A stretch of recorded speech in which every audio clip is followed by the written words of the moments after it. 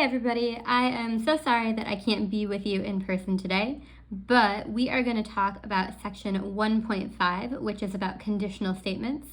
This is an interesting section because there's not a lot of what you might consider to be math in it. There's a lot of writing sentences. So that might be something you're excited about or something that you're really not excited about.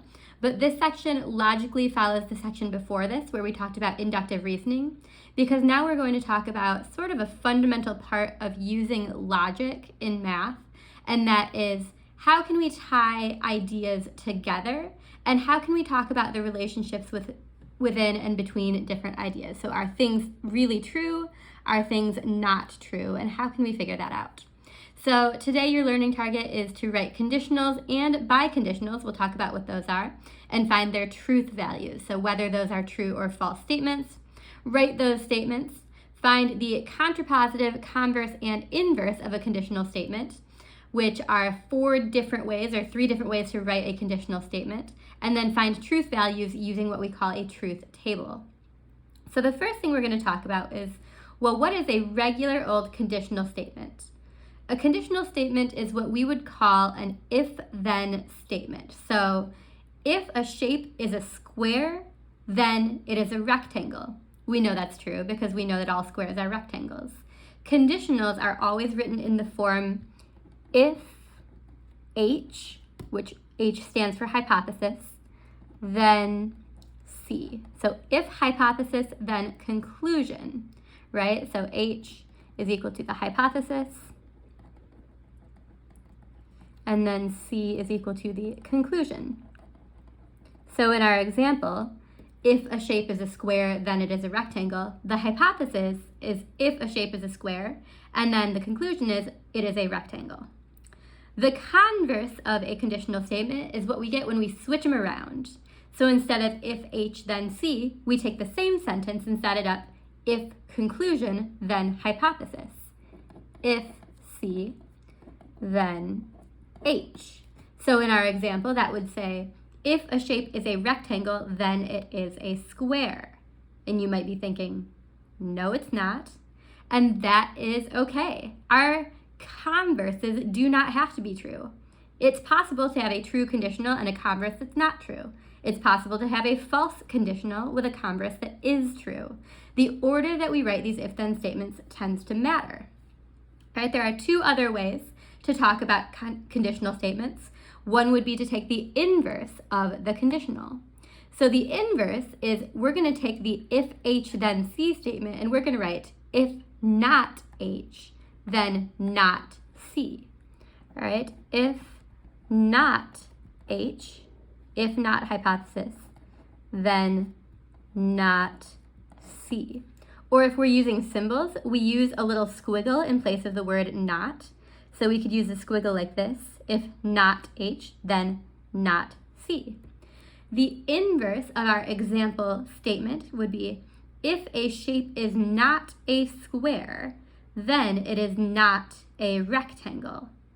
And again, if you pause and toss that around in your brain, you might realize, that's not actually true. A shape can be not a square and still be a rectangle. So again, the inverse doesn't have to be true, even if the conditional is true. And then the last version is the contrapositive. So a conditional and a contrapositive is kind of like the combination of a converse and an inverse. The contrapositive tells us if not C, if not the conclusion, then not H, the hypothesis. If not C, then not H, right? Or we could use a little squiggle as well. If not C, then not H.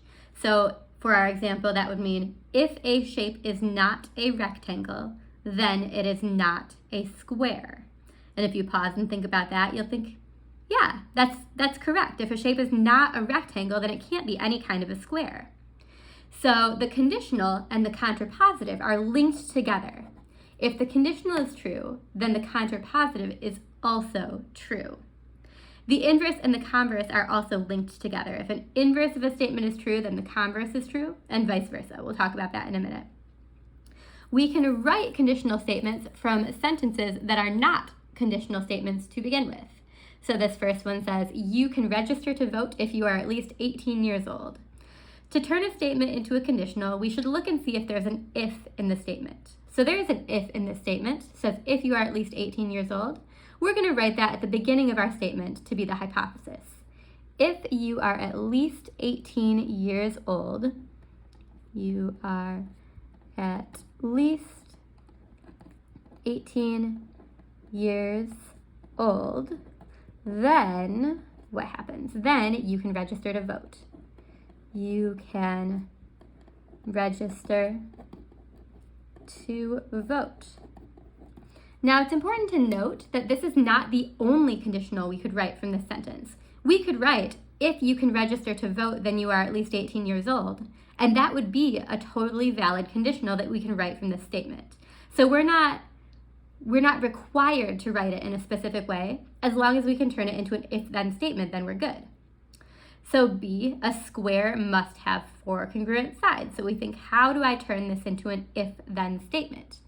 We could say, if a shape is a square, then it must have 4 congruent sides. So let's write that. If a shape is a square, then it must have 4 congruent sides. And that works as a conditional statement. We could also use this sentence to write the conditional statement, if a shape has 4 congruent sides, then it is a square. But if you think about those two statements, one of them is true and one of them is false. This is a true statement. If a shape is a square, then it must have 4 congruent sides. The statement, if a shape has 4 congruent sides, then it is a square, is not a true statement. All right, so let's look at truth values and how we figure these out. So this is a truth table. It's kind of a confusing diagram, but it lists the hypothesis and the conclusion and whether they're true or false for different kinds of conditional statements. So this tells us our conditional statement would be if P, then Q. If the hypothesis, then the conclusion.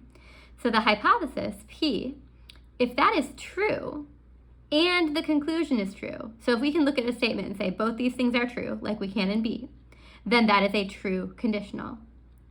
If the hypothesis is true and the conclusion is false, then the conditional is false.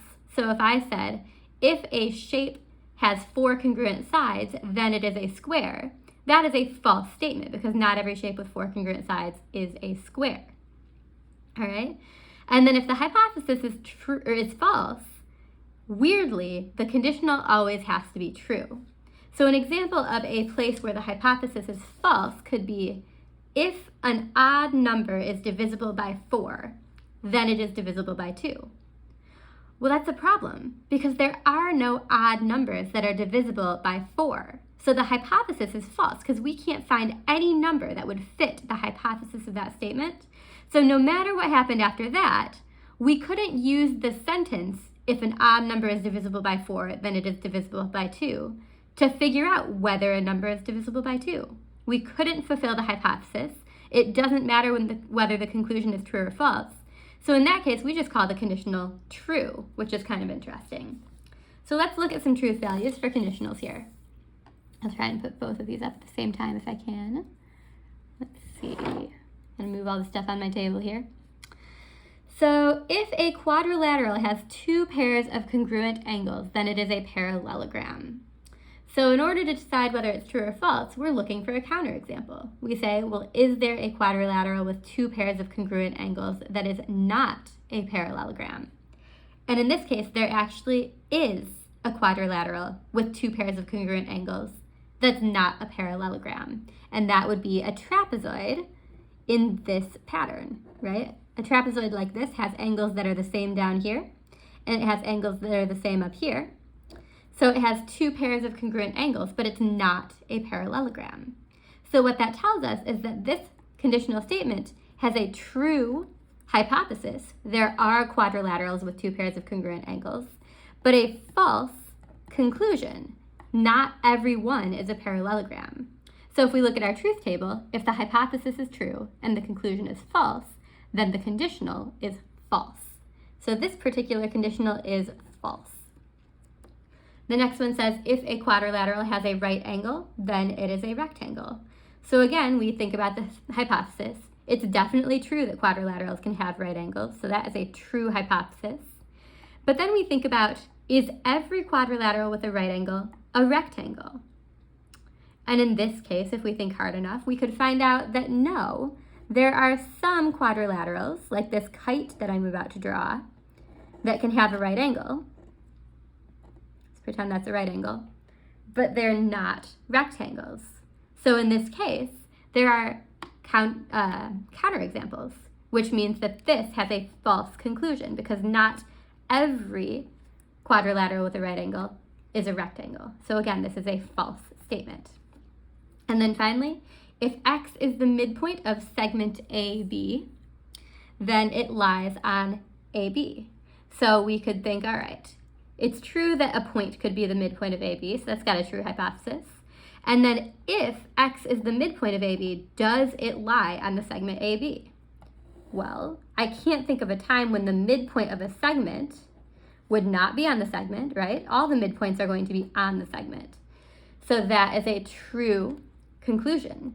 So if we go true hypothesis to true conclusion, our conditional is true.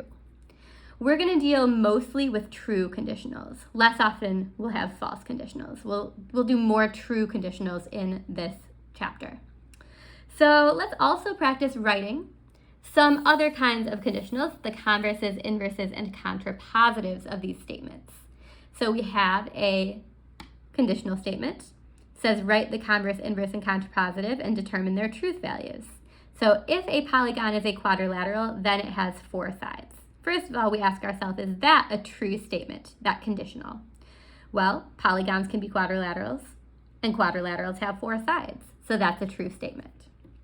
The converse is when we switch the hypothesis and the conclusion. So we write it backwards. We write, if a polygon has 4 sides, then it is a quadrilateral. So if a polygon has 4 sides, then it is a quadrilateral. And we ask ourselves, well, what's the truth value of that statement? That statement is true. Polygons that have 4 sides are quadrilaterals. All right, and you could argue, probably, you could say, well, what if it says like a polygon with 5 sides? Because that has 4 sides plus 1 more. Then it wouldn't be a quadrilateral. So if you interpreted this differently, you might have a different answer. But if we're just going by what's written, the polygon has 4 sides, then it is a quadrilateral, then that is a true statement. The inverse of the conditional statement means we're going to come back up to the conditional. And instead of writing if H, then C, we're going to write if not H, then not C. So if a polygon is not a quadrilateral, then it does not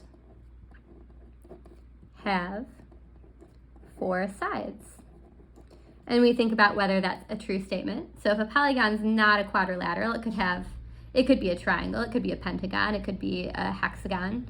It says then it does not have 4 sides. That's true. Triangles, pentagons, hexagons don't have 4 sides. So that's also a true statement. Remember how we said the converse and the inverse were tied together? So if the converse is true, the inverse is automatically true. All right, and then the last one is a contrapositive. We take our original statement, we flip it and negate it, right? Negate means to make those the not versions.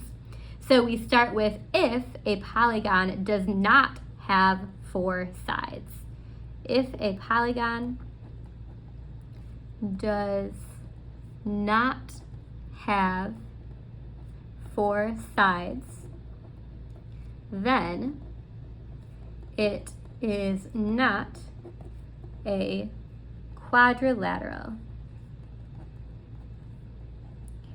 And of course, when we add in all the extra nots, sometimes it can be hard to think about. So that's when we remember our rule about if a conditional is a true statement, then the contrapositive is also a true statement. And we can think our way through it as well. If a polygon does not have 4 sides, so that'd be like, a triangle or a pentagon or a hexagon, then it is not a quadrilateral. All right, shapes that have 3 sides, 5 sides, and 6 sides are not a quadrilateral, so that is a true statement. Another thing that we can do, especially if we have statements where the statement and the converse, there, can you see this? If the statement and the converse are both true, is we can write what we call a biconditional statement. This is the strongest kind of conditional statement because this shows that the statement and its converse are both true. So a biconditional is the combination of a conditional and its converse, resulting in a compound statement where we have, instead of P arrow Q and Q arrow P, we have P and then a double-sided arrow and then Q. We read conditionals as P if and only if Q. Hypothesis, if and only if conclusion. So up above here, since our statement and our converse were true, we could write a polygon is a quadrilateral if and only if it has 4 sides. That would be the biconditional version. All right. So when P and Q have the same truth value, the conditional or the biconditional is true. When they have opposite truth values, it is false. So if we tried to write a biconditional, an if and only if the statement and its converse were true, then it would be true. If we tried to write a biconditional, where the statement was true but the converse was false, then that would be a false biconditional. So when they talk about these things, they talk about them by asking, is it a true biconditional? Are the statement and its converse both true? So a marine biologist writes this conditional: if a seahorse gives birth, then it is a male. So it's true that among seahorses, only the males can become pregnant and give birth, fun fact. So should the marine biologist state this as a biconditional in the paper she is writing? In order to test that, we check to see if this is a true statement, and they told us it's a true statement. We also have to check and see if the converse of this statement is true. So the converse would be, if a seahorse is male, then it gives birth. We ask ourselves, well, is that true? If a seahorse is male, then it gives birth. That's not actually true, right? Not all male seahorses give birth. If a seahorse is male, that doesn't automatically mean that it's going to give birth sometimes in its lifetime. So this is a false converse, right? So if we're asking ourselves, should the marine biologist state this as a biconditional in the paper she is writing, we should not, or she should not, because the conditional is true, but the converse is false. All right, the last thing that we want to do is we want to write a biconditional for the following conditional and then say what its truth value is. So if 2 lines intersect at right angles, then they are perpendicular. When we think about 2 lines that intersect at right angles, those 2 lines are perpendicular. That is a true statement. We check the converse. We can write it. We don't have to write it. We can just say, if 2 lines are perpendicular, then they intersect at right angles. Is that true? If they're perpendicular, then they intersect at right angles? That's true also. So then let's write the biconditional here with the if and only if statement. So we'll take the hypothesis. We won't use the word if, but we'll just start here. We'll say 2 lines